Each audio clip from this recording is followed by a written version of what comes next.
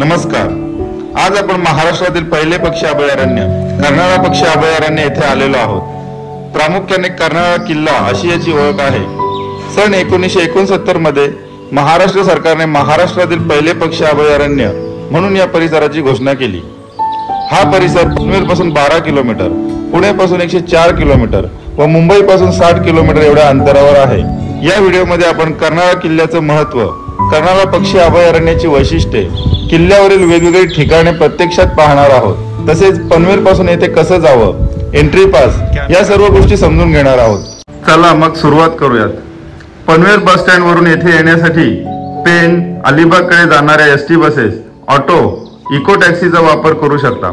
अर्धा ते पाऊण तास लागतो। सकाळी 7 वाजता एंट्री सुरू होते। दुपारी 1 नंतर प्रवेश दिला जात नाही। कर्नाळा पक्षी अभयारण्यात पोहोचल्यानंतर समोरच एंट्री पास साठी काउंटर आहे। मोठ्या माणसांचे 60 रुपये व लहान मुलांचे 30 रुपये, 4 व्हीलर पार्किंग साठी 195 रुपये, मोटरसायकल पार्किंग साठी 50 रुपये द्यावे लागतात। येथील फॉरेस्ट ऑफिसर कडक शिस्तीचे आहेत।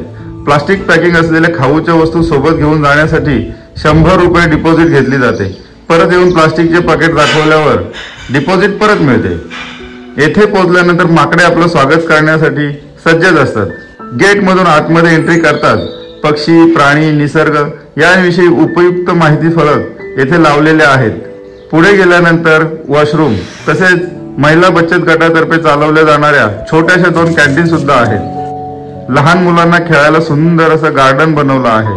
तिथून पुढे जातात पिंजऱ्यात ठेवलेले काही ठराविक पक्षी, प्राणी पाहायला मिळतात। इथून पुढे सुरू होतो किल्ल्याचा प्रवास। किल्ल्यावर जाता वेळेस गरजेपुरतं पाणी सोबत घ्यावं, कारण लहान मुलं सोबत असतील तर साधारण 2 ते 2.5 तास किल्ला चढायला लागतात। जे जाणकार ट्रेकर्स आहेत ते सकाळी 7 ते 8 वाजता येथे पोहोचतात। जास्त ऊन लागायच्या अगोदर ते किल्ला चढतात। गडकिल्ले चढणाऱ्यांसाठी हा सोपा ट्रेक आहे, पण सामान्य लोकांना एकदम सोपा सुद्धा नाही, एकदम कठीण सुद्धा नाही। दगडांच्या पायऱ्या आहेत। अनेक ठिकाणी झाडांच्या मुळांचा आधार घ्यावा लागतो। मध्ये मध्ये सपाट मैदान असलेली वाट सुद्धा आहे। अनेक ठिकाणी विश्रांती घेण्यासाठी असे शेड बनवलेले आहेत। किल्ल्याच्या दरवाजाजवळ पोहोचण्या अगोदर कर्नाई देवीचं मंदिर लागतं। इथून पुढे थोडा अवघड रस्ता सुरू होतो। ठिकठिकाणी रेलिंग लावण्यात आलेल्या आहेत। थोडं पुढे गेल्यावर पहिला दरवाजा लागतो। मग मुख्य दरवाजातून पुढे जातात लिंगोबाचा तो प्रसिद्ध सुळका आपल्या दृष्टिक्षेपास पडतो। या सुळक्याच्या पायथ्याशी कातळात खोदलेल्या पाण्याच्या टाक्या इतिहासाची साक्ष देतात। ज्यांना किल्ल्यावर चढायचं नाही त्यांच्यासाठी सुद्धा अनेक ठिकाणी फिरण्यासारखे आहेत।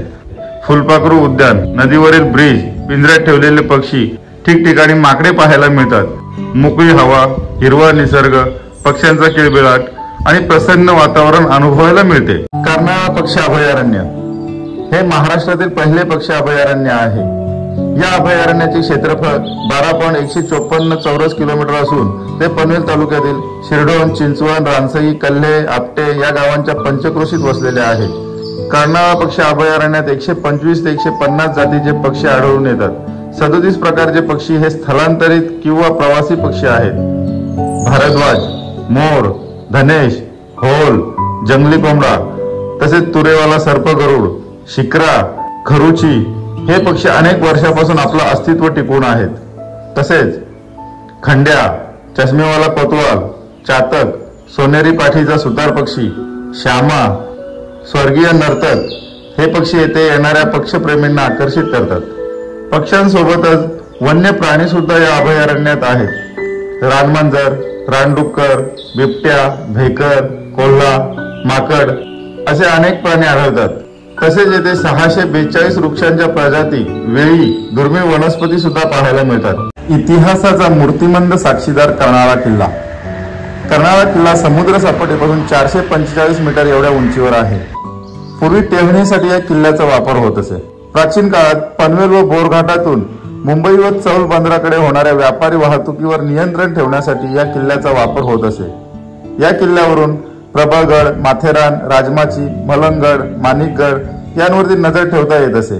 सुमारे 1200 वर्षापूर्वी देवगिरीच्या यादव काळात हा किल्ला बांधलेला असावा अशी इतिहासात नोंद आहे। 1665 मध्ये छत्रपती शिवाजी महाराजांना मिर्झा राजा जयसिंग सोबत झालेल्या तहामध्ये कर्नाळा किल्ला सुद्धा मुघलांना परत करावा लागला होता। आग्र्याहून परत आल्यानंतर या किल्ल्याचं महत्त्व ओळखून छत्रपती शिवाजी महाराजांनी पुन्हा हा किल्ला स्वराज्यात सामील करून घेतला. कर्नाळा पक्षी अभयारण्य नवी मुंबईच्या नागरी आणि उद्योग केंद्रांच्या अगदी समीप असलेली ही एकमेव हरित भूमी आहे. मुंबई, नवी मुंबई, कल्याण, ठाणे येथील हवामानाचा दर्जा एवढा खालावलाय, येथील एअर क्वालिटी इंडेक्स 200 ते 300च्या पार पोहोचले आहे. यामुळे लाखो लहान मुलांना दमासारखे श्वसनाचे आजार, वृद्धांना हृदयविकाराचे आजार, सामान्य माणसांना सुद्धा गंभीर आजारांना सामोरं जावं लागत आहे.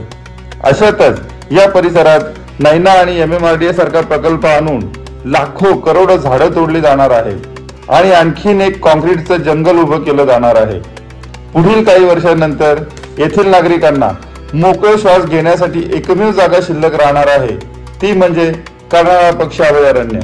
म्हणून याचं जतन आणि संवर्धन करणं ही आपली प्रत्येकाची जबाबदारी आहे.